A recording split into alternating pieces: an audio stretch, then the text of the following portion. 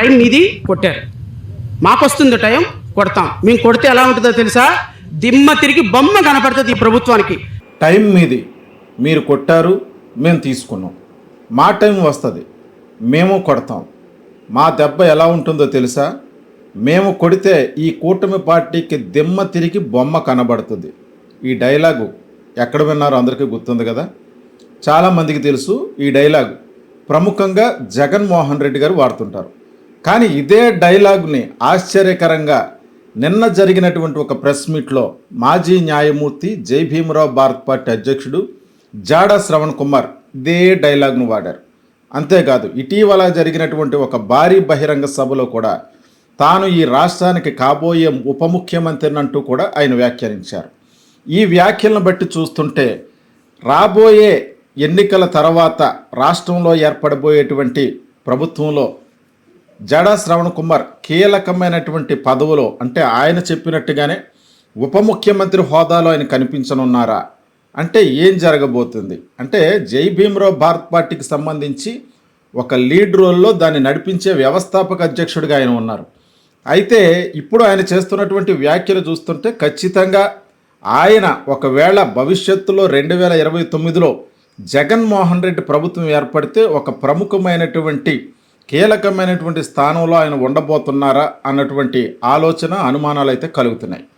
ఈ మాటలు చెప్పడానికి ముఖ్యంగా నిన్న జరిగినటువంటి ప్రెస్ మీట్లో ఈయన చెప్పినటువంటి మాటలు ఏవైతే ఉన్నాయో, మీరు కొట్టారు, మీ టైం మీది, మేము తీసుకున్నాం, మా టైం వస్తుంది, మేము కొడితే దిమ్మ తిరిగి బొమ్మ కనబడుతుందంటూ ఆయన చేసినటువంటి వ్యాఖ్యలు చూస్తుంటే ఖచ్చితంగా రాబోయే ఎలక్షన్స్ తర్వాత ఏర్పడబోయేటువంటి ప్రభుత్వంలో, అంటే వైఎస్ జగన్మోహన్ రెడ్డి నేతృత్వంలో ఒకవేళ ప్రభుత్వం ఏర్పడితే అందులో కీ రోల్ పోషించేటువంటి వ్యక్తిగా జాడా శ్రవణ్ కుమార్ ఉండబోతున్నారు అన్నది స్పష్టమవుతుంది. అంటే నిన్న జాడా శ్రవణ్ ఏదైతే అరెస్ట్ అవుతారు, ఆయన చేసినటువంటి వ్యాఖ్యలు డిప్యూటీ స్పీకర్ రఘురామకృష్ణరాజుపై ఆయన చేసినటువంటి వ్యాఖ్యల విషయంలో నిన్న ఆయన పోలీసులు అదుపులోకి తీసుకుంటారు, ఆయన అరెస్టు చేస్తారు అన్నట్టుగా వచ్చినటువంటి వార్తల నేపథ్యంలో నిన్నంతా కూడా రావణ్ని, అంటే ప్రశ్న ఛానల్ రావణ్ని పిఠాపురం పోలీస్ స్టేషన్లో ఉంచి రాత్రి 11 గంటల సమయంలో అతని కోర్టులో హాజరుపరచడం జరిగింది. అదే క్రమంలో రావణ్ తరపున వకాలత్ పుచ్చుకున్నటువంటి జాడా శ్రవణ్ కుమార్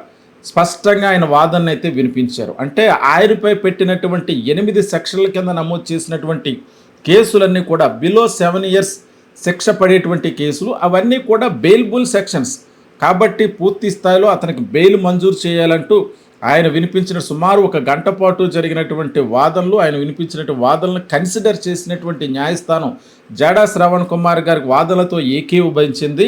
పోలీసులకు, పిఠాపురం పోలీసులకు అతనికి వ్యక్తిగత పూచీకత్తుపై రావణ్కు అలియాస్ జోసఫ్కు ఆయనకు వ్యక్తిగత పూచీకత్తుపై బెయిల్ మంజూరు చేసి విడుదల చేయాలని చెప్పి ఆదేశాలు ఇచ్చింది. ఇదే క్రమంలో అక్కడి నుంచే రావణ్ని సర్పవరం పోలీస్ స్టేషన్లో మరొక కేసు ఉందంటూ ఆయనది క్రైమ్ నెంబర్ 40/18/2025 కింద ఒక కేసు నమోదైనట్టుగా తెలిసింది. ఆ విషయంలోనే రావణ్ను మళ్ళీ సర్పవరం పోలీసులు అదుపులోకి తీసుకోవటం జరిగింది. అంటే 2025లో 12/12/2025లో ఒక కేసు అయితే నమోదు చేసాము, దానికి సంబంధించి విచారణకు తీసుకెళ్తున్నాం అన్నట్టుగా సర్పవరం పోలీసులు తరలించడం జరిగింది. ఈ నేపథ్యంలో అక్కడ కోర్టు ప్రాంగణం దగ్గర ఏర్పాటు చేసినటువంటి ఒక మీడియా సమావేశంలో మాట్లాడినటువంటి జాడా శ్రవణ్ కుమార్ ప్రముఖంగా ఈ వ్యాఖ్యలు అయితే చేశారు. అంతేకాదు తనపై వస్తున్నటువంటి రూమర్స్కి చెక్కు పెడుతుంటే ఆయన అదుపులో తీసుకుంటారు, ఆయన కూడా అరెస్టు చేస్తారు అన్నటువంటి క్రమంలో నిన్నంతా కూడా ఆయన ఆచూకీ తెలియలేదనుకుంటున్న సమయంలో ఆయన కోర్టులోనే ఉన్నారు,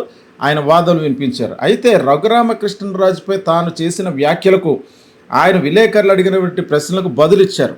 అంటే రఘురామకృష్ణరాజు ఒక రాజ్యాంగబద్ధమైనటువంటి గౌరవప్రదమైనటువంటి డిప్యూటీ స్పీకర్ స్థానంలో ఉన్నారు.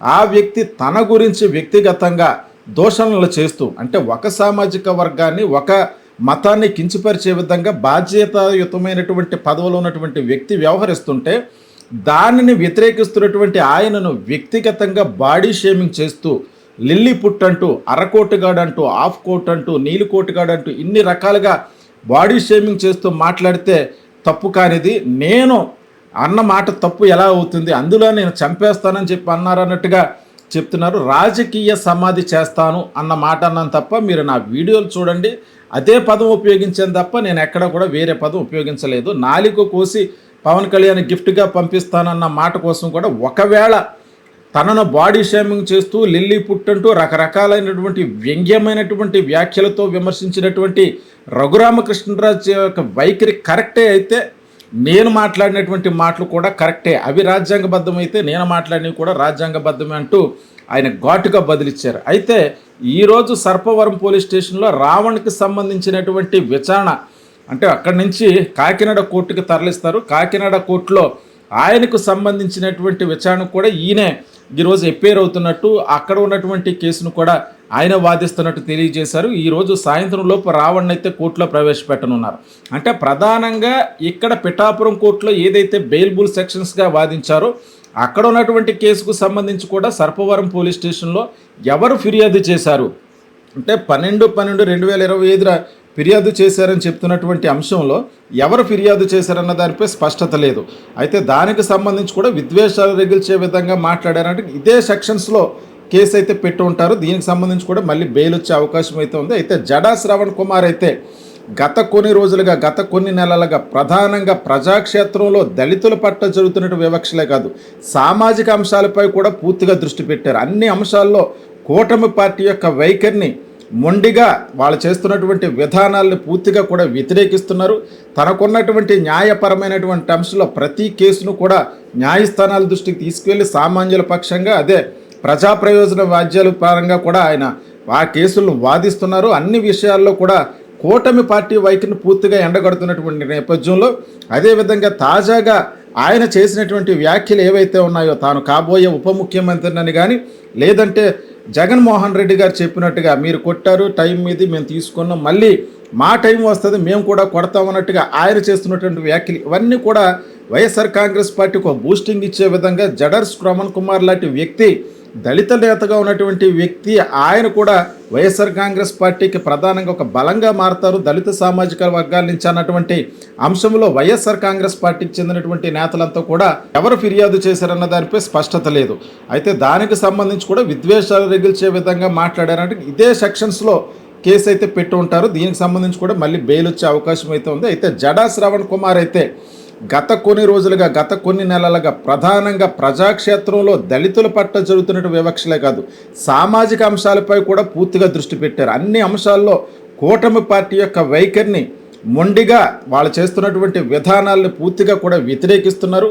తనకున్నటువంటి న్యాయపరమైనటువంటి అంశంలో ప్రతి కేసును కూడా న్యాయస్థానాల దృష్టికి తీసుకువెళ్ళి సామాన్యుల పక్షంగా అదే ప్రజా ప్రయోజన వాద్యాల పరంగా కూడా ఆయన ఆ కేసులను వాదిస్తున్నారు. అన్ని విషయాల్లో కూడా కూటమి పార్టీ వైఖరిని పూర్తిగా ఎండగడుతున్నటువంటి నేపథ్యంలో అదేవిధంగా తాజాగా ఆయన చేసినటువంటి వ్యాఖ్యలు ఏవైతే ఉన్నాయో, తాను కాబోయే ఉప ముఖ్యమంత్రిని కానీ లేదంటే జగన్మోహన్ రెడ్డి గారు చెప్పినట్టుగా మీరు కొట్టారు, టైం మీది మేము తీసుకున్నాం, మళ్ళీ మా టైం వస్తుంది మేము కూడా కొడతామన్నట్టుగా ఆయన చేస్తున్నటువంటి వ్యాఖ్యలు ఇవన్నీ కూడా వైఎస్ఆర్ కాంగ్రెస్ పార్టీకి ఒక బూస్టింగ్ ఇచ్చే విధంగా జడా శ్రవణ్ కుమార్ లాంటి వ్యక్తి, దళిత నేతగా ఉన్నటువంటి వ్యక్తి, ఆయన కూడా వైఎస్ఆర్ కాంగ్రెస్ పార్టీకి ప్రధానంగా ఒక బలంగా మారుతారు దళిత సామాజిక వర్గాల నుంచి అన్నటువంటి అంశంలో వైఎస్ఆర్ కాంగ్రెస్ పార్టీకి చెందినటువంటి నేతలంతా కూడా హర్షం వ్యక్తం చేస్తున్నారు.